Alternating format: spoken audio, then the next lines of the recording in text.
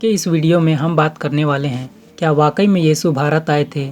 YouTube पर कई ऐसे वीडियोस हैं जिनमें यह दावा किया जा रहा है कि यीशु शिक्षा दीक्षा लेने भारत आए थे।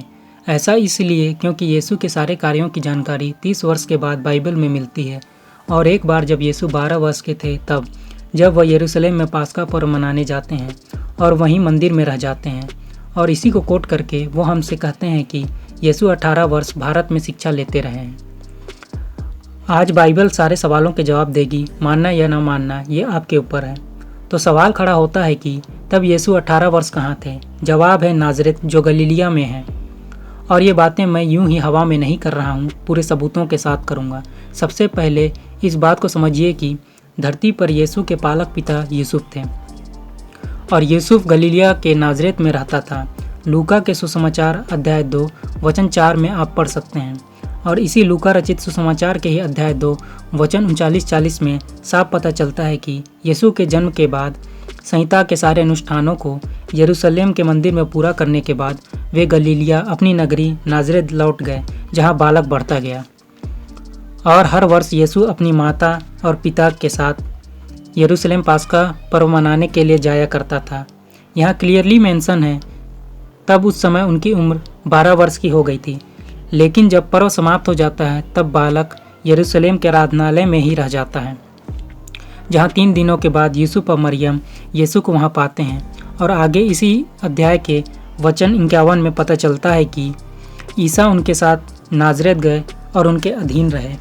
यहाँ इस वचन से साफ साफ पता चलता है कि जब यीशु 3 दिन के बाद मिले, तब उन्हें नाज़रेत ले जाया गया, जहाँ वे पूरी तरह से यूसुफ और मरियम की अधीनता में रहे।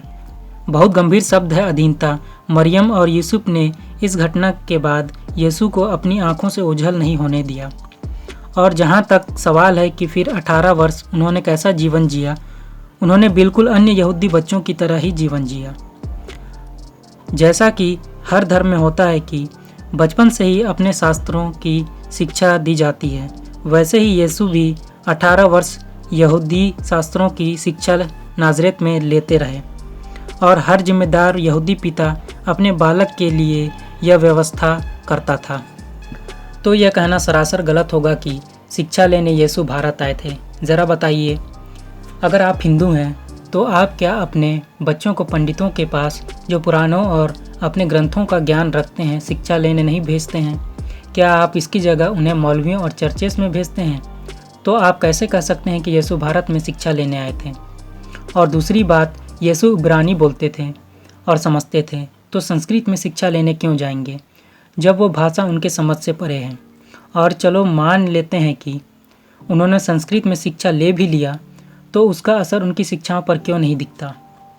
और वह वापस इजराइल आकर संस्कृत में क्यों शिक्षा देंगे, जबकि वहाँ के निवासी इब्रानी समझते हैं? अब जो वचन आप लोगों के सामने रखने जा रहा हूँ, उससे साफ साफ क्लियर हो जाएगा कि यीशु ने कभी भी इज़राइल से बाहर जाकर शिक्षा नहीं ली। और जो नहीं मानना चाहते, उनके पास 50 बहाने होंगे इसे नकारने के लिए।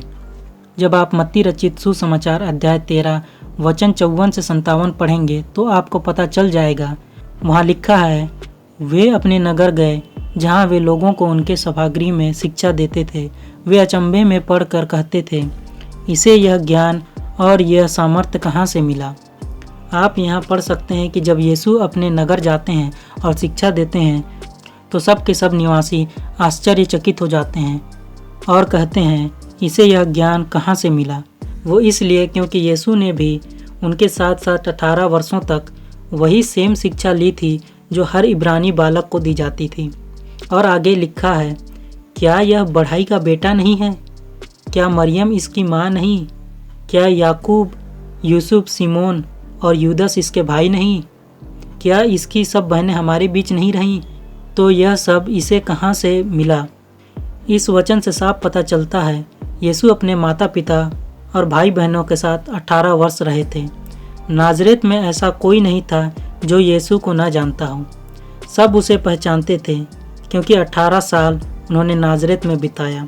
इसलिए वो सब यही कहते हैं कि ये वही बढ़ाई का बेटा नहीं है क्या? हो सकता है कि यूसुफ की नाज़रेत में दुकान रही हो, जहाँ वे खिड़की, दरवाजे, रोशनदान, टेबल, कुर्सी बनाते और बेचते रहे हों। और हर इब्रानी बच्चे को अपने पिता के कार्यों में सहयोग भी देना होता था।